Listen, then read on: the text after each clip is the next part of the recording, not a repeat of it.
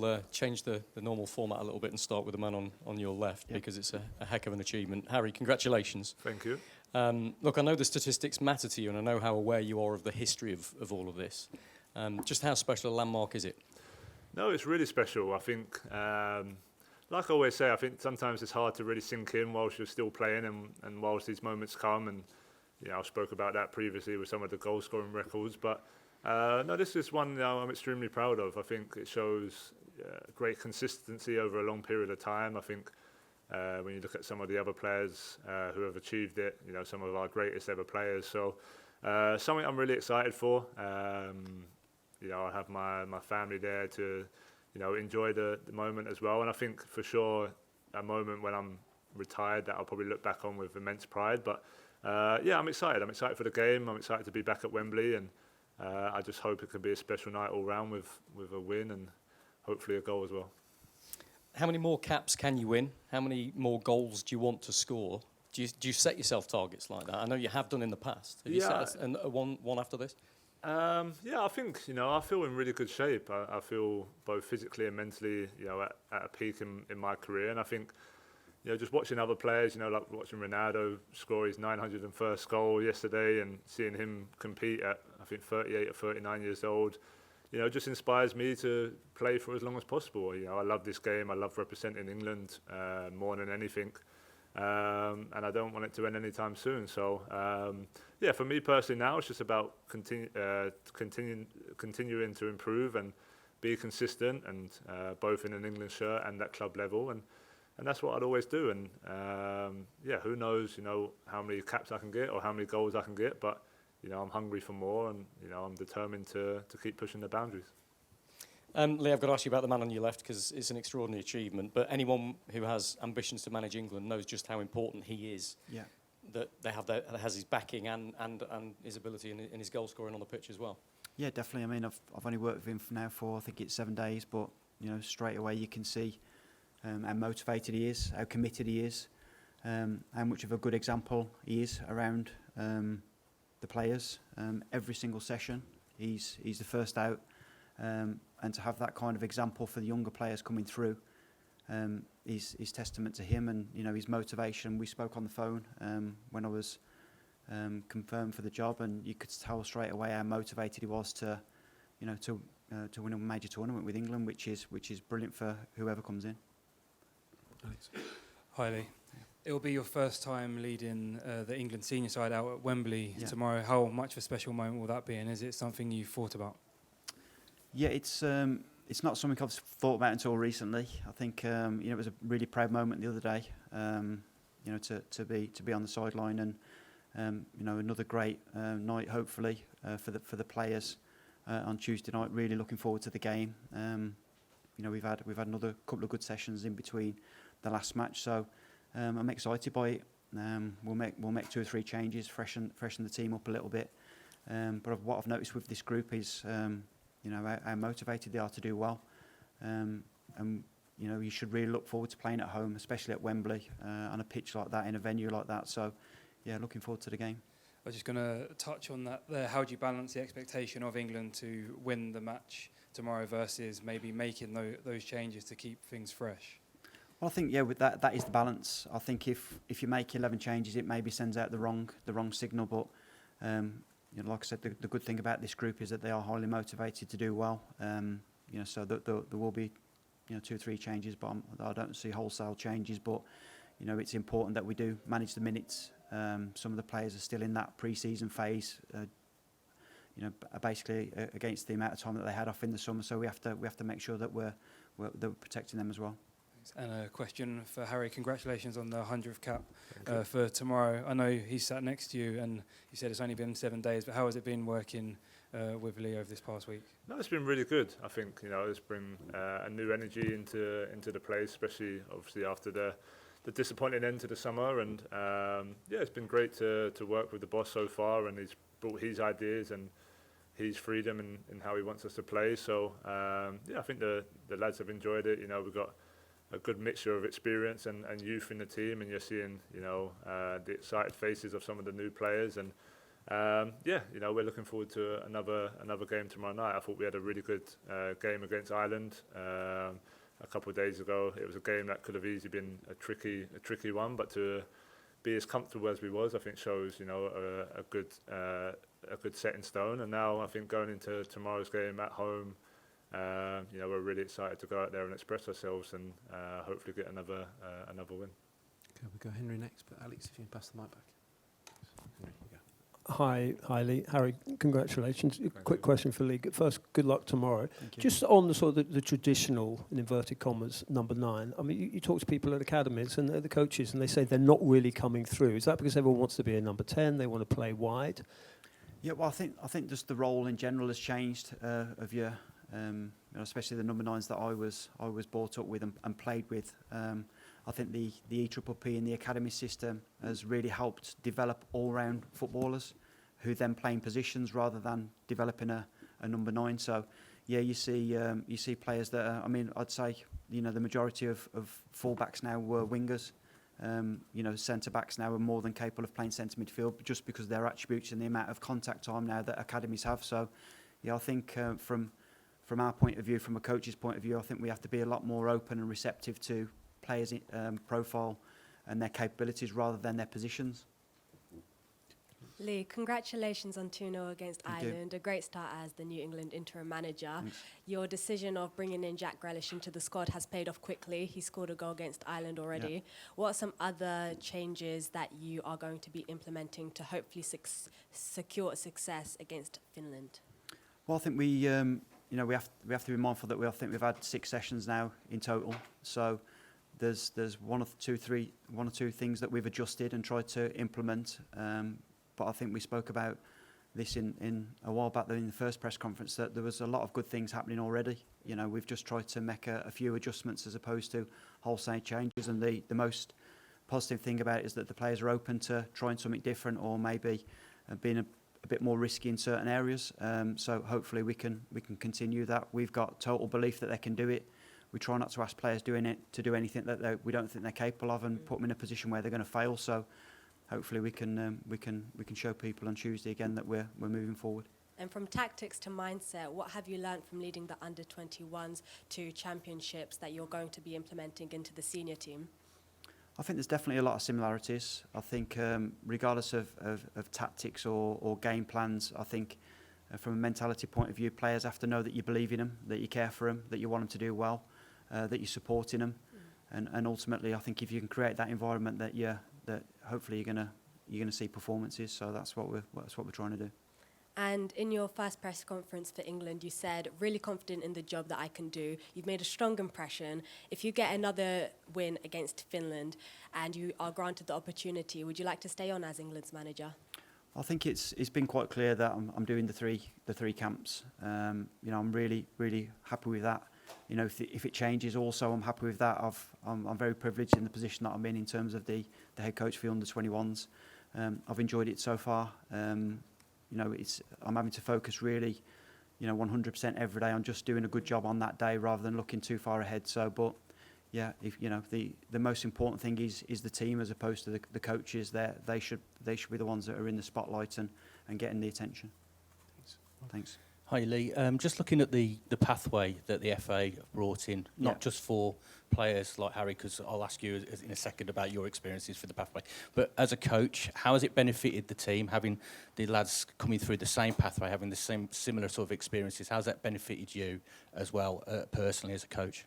I think it's had a lot of benefits. I think we should also we talk about the DNA, which is obviously the way that we want to play and the way that we want to coach. But the jobs that the academies are doing as well is makes our job a lot easier. The players are coming in at such a high level, and the competitions for places to get into squads and stay in squads. That's why you can see that players are moving through the pathway quite smoothly. So when you lose a player that goes up to a higher age group, the next one comes in, and it's almost a seamless transition. A big thing about the DNA as well is the England experience. We spoke about it before in terms of 80% of our players are dual nationality, so they have options. It's not just England that they can play for. So, when a player comes into St George's, having that first experience in an England shirt, that you enjoy the experience, that you feel you feel rated, you feel cared for, is just as important as the sessions that the coaches put on. And Harry, obviously 100 caps, congratulations. But can you think back to when you were start of your pathway, under 17s, I think it was when you first started? Yeah, under 17s. I played under 17s, under 19s, under 20s, under 21s, and were great, learning curves for me. Had some great coaches, and I think just playing with the best players in the country helped me develop at that age to improve and see where the level was at. Because when I was starting out, I wasn't going to be the next big thing. I had to work extremely hard to be consistent and improve, and and I think England helped me see that just by being around some of the best players. So I think you're seeing more and more our younger teams have success, and I think that's definitely helping the senior team, because as they're coming in, they're pushing us, they're making the competition stronger, they're having them good experiences even at youth level tournaments, but that helps them coming into major tournaments with the senior team as well. So the future is definitely bright for us, and I think there's a lot of exciting players on the horizon, and the way we're performing as a senior team are just pushing everyone to be even better. Okay, Carrie. Just to check with you, Lee, have you got a fully fit squad, everyone available to you? Yeah, no changes to that, so we're in a good position. And do you think it's a good chance maybe for the likes of Gibbs, White, Gomez, Noni to come into the side and with John Stones feature? Well, I think they've all got a chance of playing. I think the level that the players have trained at puts everyone in the chance of getting minutes or starting the game. So we've been very fortunate this week that having lost the three lads quite early, that we were lucky to keep everyone else fit and ready for action.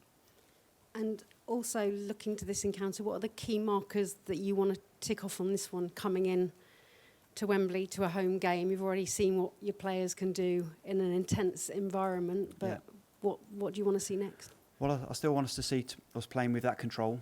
I think it's important that we're exciting to watch. I think when fans come watch England play at home, they expect attacking football, they expect chances to be created, and to play with the tempo, and us be on the ball. So I wouldn't see that being any different tomorrow. And Harry, on the front foot from the off in that opening match, what's the mood in the dressing room coming into such a hostile environment and putting behind the Euros to come away with a win? Yeah, I think the mood's good. I think, like I touched on earlier, I think the performance is really good, and also to win 2-0 away from home and not concede hardly any chances shows that it was a really top performance. There was areas, especially in the second half, where we know we could have controlled it a little bit better and had larger spells of dominance, but overall I think it was as good as an away performance as you can ask for, especially coming off the back of a tough summer. So now everyone's excited to be back at home in front of our fans, and hopefully just put on a great performance. We want to score goals, we want to create a load of chances and play a real attacking style, and we can only do that as players when we're on the pitch tomorrow. Okay, James Ollie. Hi, both. Good luck tomorrow. Harry, firstly, you talked a few times about Ronaldo and sort of being inspired by him. Do you have a personal relationship with him? Do you know him at all? No, I've met him a couple of times just at different events and stuff, but no, he was someone, him and both Messi were people I looked up to growing up. They was in their prime as I was coming into teenage years, and probably when I was coming into football where I really wanted to improve and get better, not just where I loved football, it's where I actually, where can I improve? So, I think both of them were inspirations to me, but I just think, to have that hunger and desire and to have that determination and, almost a sense to keep proving people wrong and proving to yourself that you can, be the best you can be, and then whenever the day comes that you stop playing, you can be proud of what you're doing. So I try and use different players to motivate me, especially players who are older than me. So like I touched on, to score over 900 goals in your career is something an exceptional record, and to play until the age he is really inspiring, and I think that just helps me and motivates me to know that I've got many more years ahead at the highest level. A lot of players, when they get older, they drop deeper, but it's the fact that he's still playing as a 9 at his age, is that particularly sort of inspiring to you? Yeah, I think it depends on circumstance. I think it depends on managers and different systems and where you find yourself. I think as a player, personally, I've always been someone who can play high or drop deep. I feel like I've got enough all-round game to be effective in both areas. So I think a lot of that depends on the manager you're playing under and the personnel you're playing with. But for me personally, it's just about being better. With Bayern, with the new coach now, a lot of high intensity pressing, a lot of high pressure situations without the ball especially, which is helping me improve. And it's similar here with England. It's all about intensity. I feel like football in general is just becoming more and more that type of style where you've got a lot of man-for-man pressure and a lot of 1v1 battles on the pitch, and it's something that you have to be able to cope with, because it's probably only going to get more physical and more tough as the years go on. Thank you. And Lee, you played some really good stuff against Ireland, and obviously there was a sort of conversation around the negativity of the team, and maybe they're a bit too conservative before you took over. So do you feel a sense of responsibility to entertain? Is that kind of part of your job? No, I don't think so. No, I think I like watching attacking football. I like coaching it. I think I made a decision when I started coaching. That's how I wanted my teams to play, try and outscore the opposition, regardless of the state of the game. I think obviously it's entertainment as well. So you want to create as many chances as you can and be in possession of the ball. So that's what I see as a responsibility, making sure that you're not stifling the players with your information, and to get the best out of them. So that's what we've tried to do. And I know you've been asked a lot about taking the job on a permanent basis, but do you feel that beating Ireland and playing well, that you're a step closer to it? I feel like we're a step closer as a team. I try not to think about myself too much. If I'm being honest, it's almost insignificant whether it's an issue or not. The best person should get the job. It's an unbelievable job with a great group of players and potential.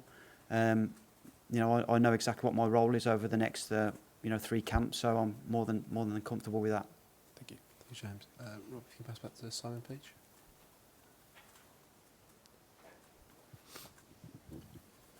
There's a question to both. Obviously, we're going to be celebrating Harry's achievements tomorrow, but we're also going to mark the tribute to Sven. Yeah. So, as a coach, could you just talk about him and his legacy, and for Harry as a fan, I guess growing up, your memories of Sven? I think one of our, I'd say most famous, most popular managers we've had as a national team. Of course, it would be a sad night for a lot of England fans and a lot of England players, and there'd be a good tribute to him that he fully deserves. And from what I understand, obviously I didn't get to meet him personally, but just a great person,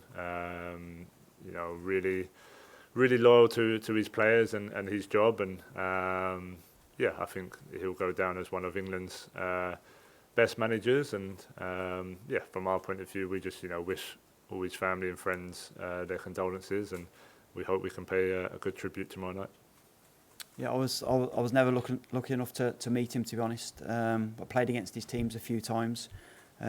Obviously, speaking to Ashley, who played under him, what he speaks mostly about is what a great person he was. Obviously, he was a highly decorated coach as well, and the period he had with England, with the generation of players that he worked with, everyone speaks about the atmosphere and how much they enjoyed playing for him. So like Harry says, hopefully we can pay a nice tribute to him, and he'll be remembered fondly by everyone, I'm sure.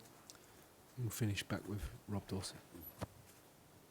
Lee, can I just ask you one more? You said ahead of the Dublin game, the Ireland game, that you'd worked, even in 3 days, you'd found 2 or 3 different ways of playing that you'd been working on. Can you tell us a bit more about that and what those styles are?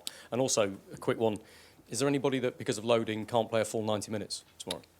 No, there's no one that can't play a full 90. I think we've still got a responsibility, though, that we have to make sure that we're checking on their physical condition live during the game. We've got that data, so we can do that. In terms of the way that we're playing, it sometimes adjusts depending on what the team is and the individuals. So it's with the different players in different positions, we have to adjust the team a little bit, and it's just literally small details, but very simple, and hopefully a little bit more quicker to implement, given the amount of time that we've got. I mean, generally stuff like this you get a chance to work on for 2 or 3 weeks in pre-season, then try it in friendly games. But effectively, this is another pre-season game for us. It's our John McDermott said that the first 45 minutes against Ireland was our best training session. Which when you think about it like that, I suppose he's definitely right that we expect so much. And this will be the first time this team's played together. Obviously, the players have played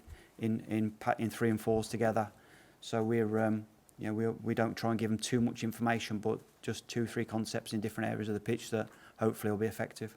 On AM, on DAB, via the talkSPORT app and on your smart speaker.